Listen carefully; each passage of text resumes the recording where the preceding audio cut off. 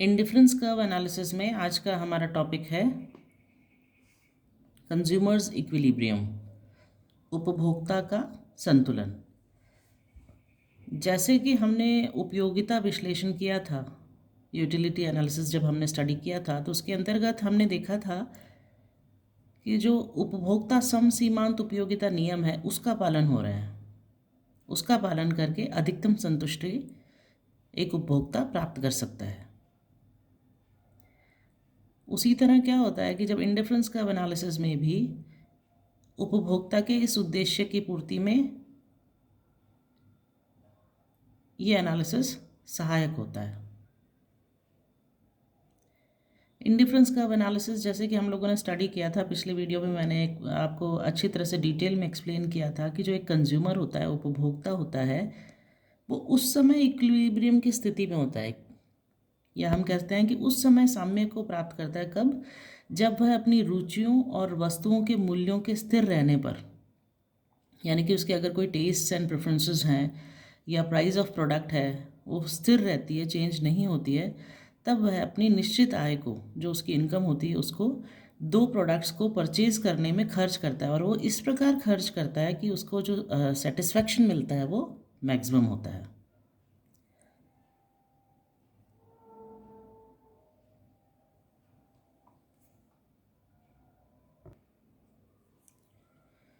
तो देखिए, उपभोक्ता के संतुलन को, यानी कि कंज्यूमर्स इक्विलिब्रियम को हम इस प्रकार समझ सकते हैं।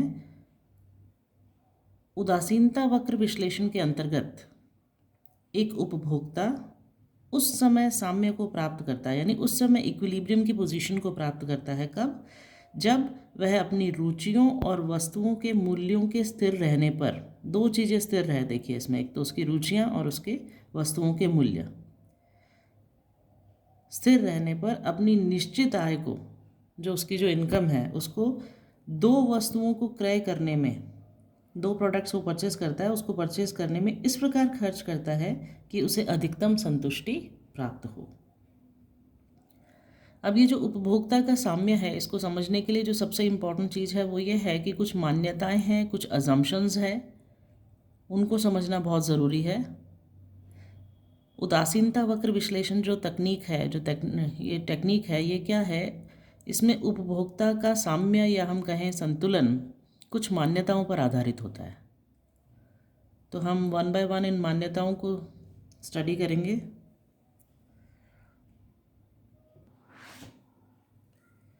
देखिए, फर्स्ट अजम्पशन है, उपभोक्ता का एक दिया हुआ उदासीनता मानचित्र होता है। जो कंज्यूमर है उसका एक इंडिफरेंस कर्व होता है अपना ही, जो उसके दो वस्तुओं से विभिन्न संयोगों के बीच पसंदगी क्रम को प्रदर्शित करता है। ये इसकी फर्स्ट मान्यता है, फर्स्ट अजम्पशन है। सेकंड अजम्पशन है, उपभोक्ता के पास दो वस्तुओं पर व्यय करने के लिए निश्चित मौद्रिक आय होती है, क्योंकि उसकी इनकम फिक्स्ड होती है, तो ये मान के चलते हैं कि उसकी एक निश्चित मौद्रिक आय होती है जो वो दो वस्तुओं के ऊपर खर्च करता है, तथा उस समस्त मौद्रिक आय को वह इन दो वस्तुओं पर ही व्यय करता है। ये मान के अज्यूम किया गया है कि वो इन जो भी दो प्रोडक्ट चूज़ करता है उन पर ही वो अपनी इनकम को स्पेंड करता है, खर्च करता है। अगली मान्यता जिस पर उपभोक्ता का संतुलन आधारित है वो है, देखिए, दोनों वस्तुओं का मूल्य दिया हुआ होता है या यह स्थिर रहता है। ये मान के चलते हैं कि जो दोनों वस्तुएं हैं उनका मूल्य हमेशा दिया हुआ होता है और फिक्स रहता है। नेक्स्ट है, प्रत्येक वस्तु की सभी इकाइयाँ, यानी कि जो भी प्रोडक्ट है उसकी जितनी भी यूनिट्स हैं वो सारी समरूप है। समरूप यानी होमोजीनियस है, और उनका डिविजिबल पॉसिबल है, विभाज्य होती है, वो एक जैसी है और डिविजिबल है। देन आगे है, विश्लेषण की अवधि में उपभोक्ता की रुचियों तथा आदतों में परिवर्तन नहीं होता है।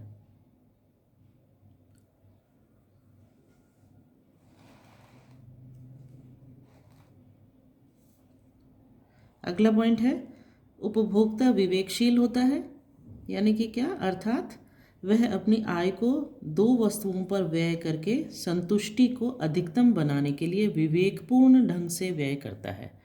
तो ये सारी मान्यताएं हैं जिसके ऊपर उपभोक्ता का संतुलन आधारित है। नेक्स्ट हम देखते हैं कि संतुलन की शर्तें क्या हैं, क्या क्या कंडीशंस है कंज्यूमर्स इक्विलिब्रियम के। अभी जो हमने मान्यताओं के बारे में अध्ययन किया, स्टडी किया, कंज्यूमर्स इक्विलिब्रियम की जो मान्यताएं हैं, अजम्पशंस हैं, उनके साथ साथ एक जो कंज्यूमर है वो तब इक्विलिब्रियम में होता है जब कुछ कंडीशंस भी फुलफिल होती है। अब ये कंडीशंस क्या क्या हैं कंज्यूमर्स के इक्विलिब्रियम में होने के लिए? सबसे पहला है संतुलन बिंदु पर बजट रेखा उदासीनता वक्र को स्पर्श करे। इसको अभी हम ग्राफिकली ड्रॉ करके देखेंगे। क्या कंडीशन है? पहली है कि जो इक्विलिब्रियम पॉइंट है उस पर जो बजट लाइन है वो इंडिफरेंस कर्व को टच करे, स्पर्श करे।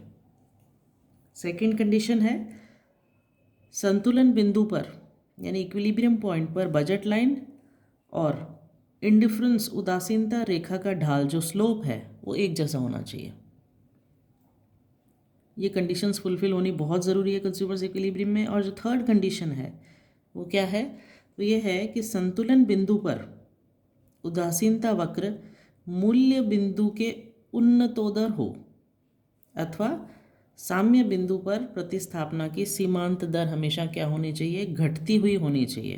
तभी एक कंज्यूमर इक्विलिब्रियम सिचुएशन का हम अंदाज लगा सकते हैं या पता लगा सकते हैं। अब हम ये जो पॉइंट्स हैं इनको डिटेल में स्टडी करेंगे, कंडीशंस को। ये तो मैंने आपको शॉर्ट में 3 कंडीशंस बताई जो कंज्यूमर्स इक्विलिब्रियम के लिए फुलफिल होना बहुत ज़रूरी है। अब हम एक एक को डिटेल में स्टडी करके देखते हैं। सबसे पहली जो कंडीशन है देखिए क्या है, वो है संतुलन बिंदु पर बजट रेखा उदासीनता वक्र को स्पर्श करे। The budget line should be tangent to the indifference curve. इसके डायग्राम को देखिए कैसे ड्रॉ करेंगे हम इसको।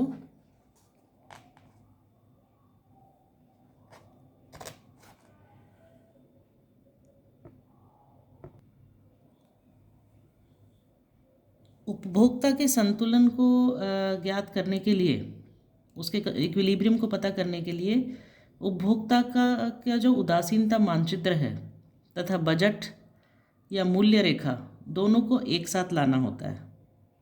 बजट रेखा और उसके मानचित्र को दोनों को एक साथ लाना होता है।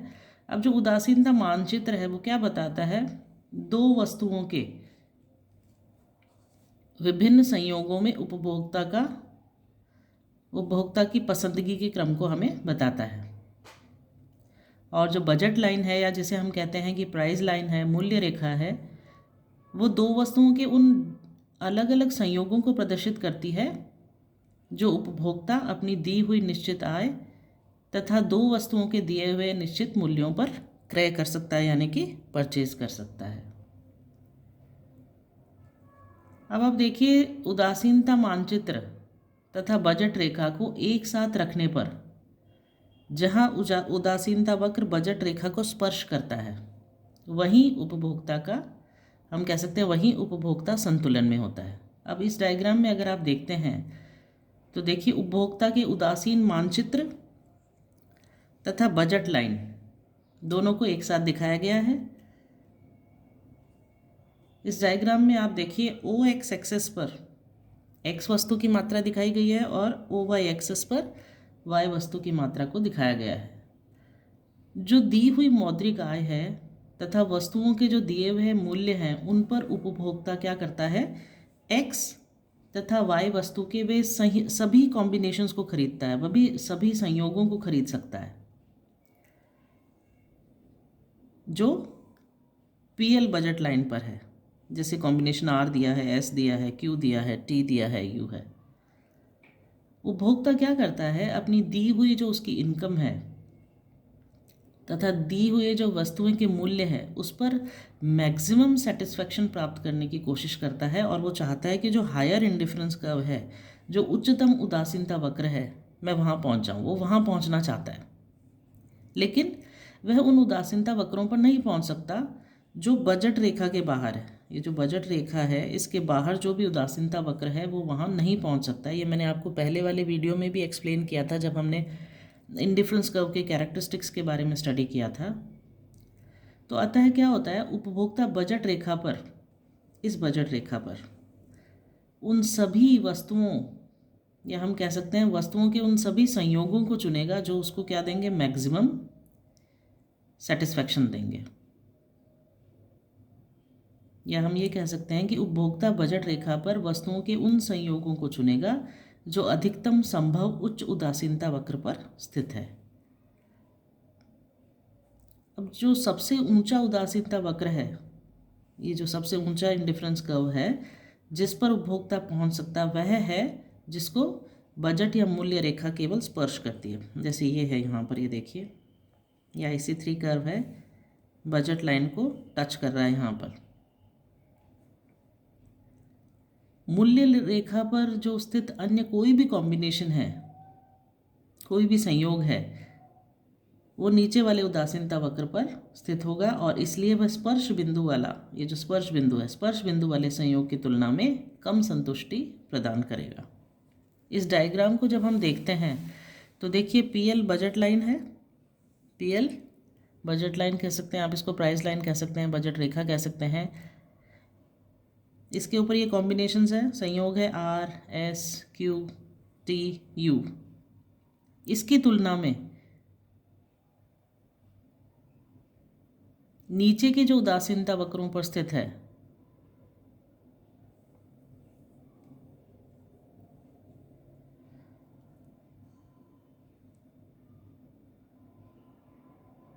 सेटिस्फैक्शन लेवल्स को दिखा रहा है।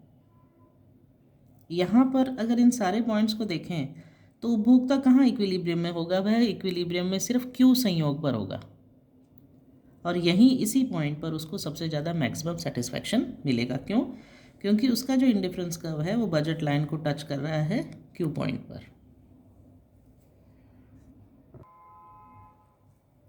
सेकंड जो कंडीशन है कंज्यूमर्स इक्विलिब्रियम की, उपभोक्ता संतुलन की, वो क्या है, संतुलन बिंदु पर बजट रेखा तथा उदासीनता वक्र का ढाल समान होना चाहिए। Eight the point of equilibrium the slope of the indifference curve end of the budget line should be the same, यानी कि दोनों का जो स्लोप है, दोनों का जो ढाल है वो क्या होना चाहिए, सेम होना चाहिए। अब ये बजट के ढाल को हम कैसे कैलकुलेट करते हैं, बजट रेखा का ढाल इज इक्वल टू, एक फॉर्मूला है देखिए, x वस्तु का मूल्य और उस एक वस्तु के मूल्य को हम उसमें भाग दे देते हैं या डिवाइड कर देते हैं उसको y वस्तु के मूल्य से।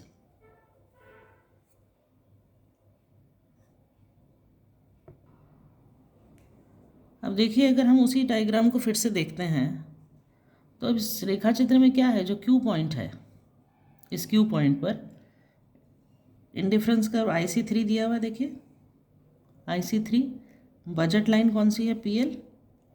इन दोनों का ढाल समान है, स्लोप जो है दोनों का एक जैसा है, समान है।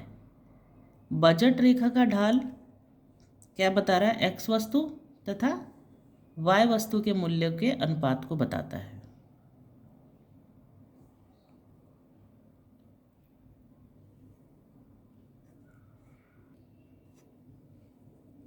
और इसके विपरीत जो उदासीनता वक्र है, IC कर्व है, उसका ढाल क्या बताता है, दो वस्तुओं के मध्य प्रतिस्थापना की सीमांत दर को बताता है, मार्जिनल रेट ऑफ सब्सटीट्यूशन को बताता है। अब मार्जिनल रेट ऑफ सब्सटीट्यूशन अगर XY हम कैलकुलेट करते हैं तो क्या होता है, जितना चेंज Y में हुआ है, चेंज इन Y, उसको डिवाइड कर देते हैं हम चेंज इन X से। और अगर marginal rate of substitution Y for X calculate करते हैं तो हम चेंज इन X को डिवाइड करते हैं चेंज इन Y से। और जो कंज्यूमर है उसको मैक्सिमम सेटिस्फेक्शन देखिए कहाँ मिलता है, उपभोक्ता को अधिकतम संतुष्टि उस पॉइंट पर मिलती है जहाँ दोनों वस्तुओं का, X और Y, दोनों वस्तुओं के बीच जो मार्जिनल रेट ऑफ सब्सटीट्यूशन है, प्रतिस्थापना की दर, तथा दोनों वस्तुओं के मूल्यों का अनुपात जहाँ समान होता है। तो अभी जो हमने डायग्राम देखा था उसके अंदर जो Q पॉइंट है, Q बिंदु है, उस पर उदासीनता वक्र का जो ढाल है, स्लोप है, और बजट लाइन का ढाल दोनों समान है और उपभोक्ता यहाँ पर क्या होता है, कंज्यूमर की इक्विलिब्रियम की स्थिति में होता है। नेक्स्ट जो कंडीशन है कंज्यूमर्स इक्विलिब्रियम के लिए वो है संतुलन बिंदु पर उदासीनता वक्र मूल बिंदु के उन्नतोदर हो अथवा प्रतिस्थापना की सीमांत दर घटती हुई हो। At the point of equilibrium indifference curve should be convex to the origin. Concave नहीं होना चाहिए, ये हमने कैरेक्टरिस्टिक में भी पढ़ा था। It should be convex to the origin या और the marginal rate of substitution should be diminishing. अब जो कंज्यूमर है उसके संतुलन के लिए केवल जो बजट लाइन है उसका ढाल और जो इंडिफरेंस कर्व का ढाल समान होना ही पर्याप्त नहीं है। इक्विलिब्रियम में वो सिर्फ तभी नहीं होगा जब बजट लाइन का स्लोप और इंडिफरेंस कर्व का स्लोप एक जैसा हो। जो कंज्यूमर है उपभोक्ता के स्थायी साम्य के लिए, यानी कि ऐसा इक्विलिब्रियम जिसमें चेंजेस ना हो, उसके लिए क्या ज़रूरी है? उसके लिए ज़रूरी है कि संतुलन बिंदु पर यानी कि इक्विलिब्रियम पॉइंट पर उदासीनता वक्र मूल बिंदु के उन्नतोदर हो, यानी कॉन्वेक्स हो।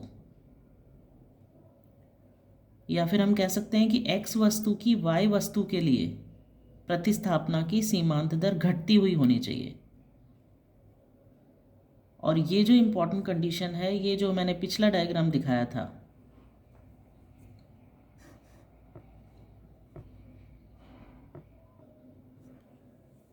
इस डायग्राम में इसमें ये कंडीशन फुलफिल हो रही है।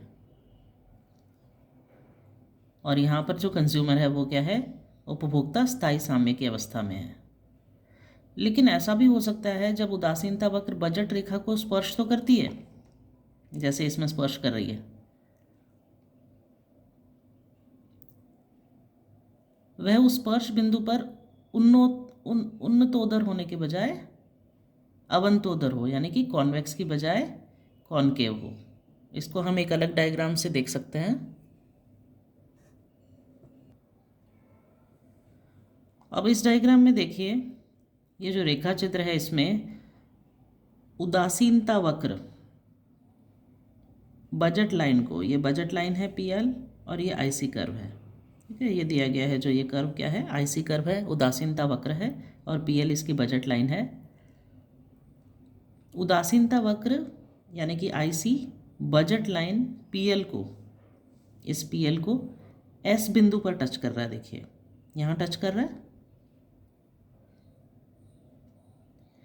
अब यहाँ प्रतिस्थापना की जो सीमांत दर है और मूल्यों का जो अनुपात है वो समान है,